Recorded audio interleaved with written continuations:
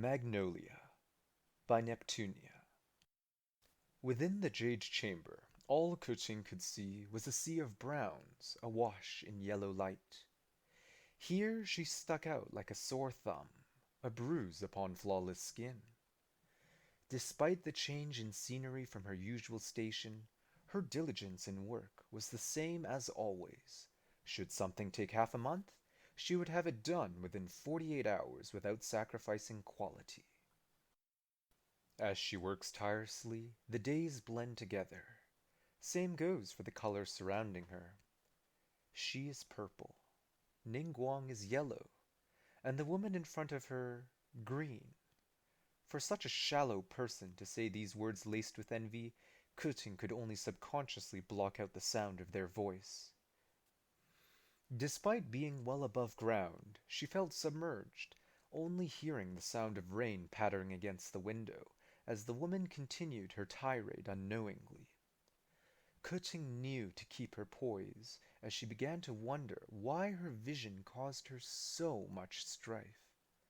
Her work was her work, and yet why do people attribute her success to solely her vision? The masses praised her vision over her resolve, her tenacity, and even her diligence. Her continued introspection went unnoticed, until finally the woman's barrage of words had ended. The woman, whose words were full of envy, fittingly dressed in green, ultimately closed her mouth as her lips curled into a smug, and she left. Without the gaze of others left to scrutinize Kuting, she continued to work, yet her thoughts remained plagued from that encounter. No matter how much time had passed, the thoughts at the front of her mind were not ones of her assignment, but ones of how much she loathed her vision. In a rare instance of impulse taking over, Kuting left her desk, her strides befitting of her noble status, despite the lack of composure within her thoughts. Once at the window, she opened it to see the gray expanse of sky, the drops of water that showered upon the green roofs of Liyue Harbor. Her thoughts began to pound at her skull until she ripped her vision off her clothes and cast the purple she despised so much out the window. As her electro-vision hurtled down towards Liyue Harbor below, Kuting finally regained control of her thoughts. Just like her vision, perhaps these thoughts of loathing would finally be banished for good. With her mind at ease, she returned to working without falter, thoughts no longer consumed by distractions. With Kuching's work done for the day, she quickly left the Jade Chamber, not wanting to remain a second longer. The Jade Chamber was grand, yet she knew she was never truly welcome there, even as the Yuheng of the Liyue Qixing. As she descended from the Jade Chamber to Liyue Harbor, thoughts of her vision began to bubble up from the recesses of her mind. As quickly as they came, she repressed them, pointing her focus towards the weather to block out those invasive thoughts. Sometime while she was working, the rain had stopped pouring. Yet the sky remained a dull gray, sun stifled by layers of clouds.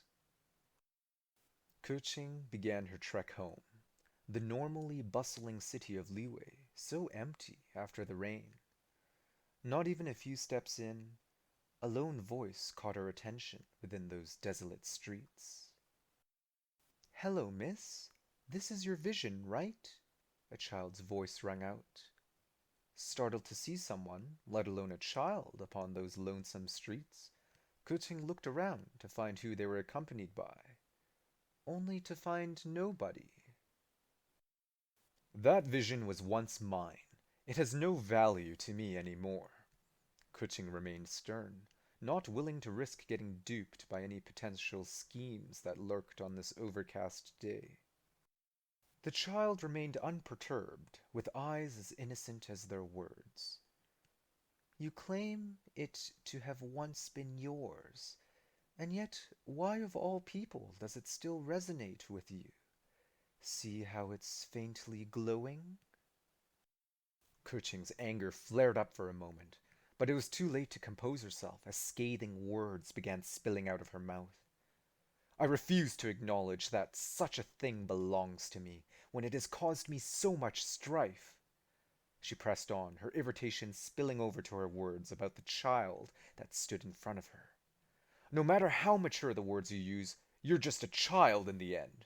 Stop acting so precocious. What would you know about my troubles? The words threatened to continue spilling out, but stopped just as suddenly as they began, when Kuching reeled back in shock at her own words, directed at a young child nonetheless. Strangely, the child's expression didn't change at all. Their tone of voice remained clear, untainted by negativity. I care not what you think of me, but you cannot deny that this vision is yours, and yours alone. See its lavender glow? Convince me that it's not yours. Swept up into the child's rhythm, Kuching sharply retorted. Lavender? It's just purple, is it not? Why should I care about what name this purple goes by? Knowing no fear, the child countered Kuching's challenge. For someone who adorns themselves in exclusively purple, I wonder if you could ever love its royal hue as much as I. You wear so many shades of purple, and yet all you see is one single color. You are more than just purple, just as your successes are more than just your electrovision. I don't know why you think you know me so well, but I'll give you a chance. One color. Impress me with one color, and I'll take my vision back. The child looked towards Kuching's clothes and spoke without hesitation. Magnolia, for sure. Turning their gaze to the sky, they elaborated. It's found on the clothes you wear and is also what the clouds in the sky are today. Sky? You give me this white, maybe gray, and expect me to be impressed? Just like the flower it's named after, Magnolia is a subtle color.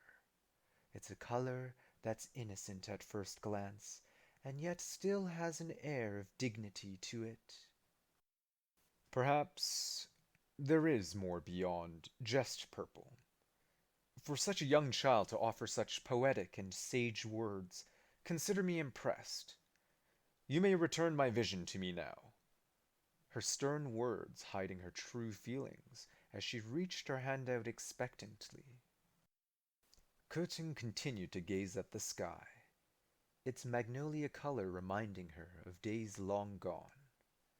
With the faint hue of purple that tinges the sky, perhaps there is more to see the world through beyond just simple colors.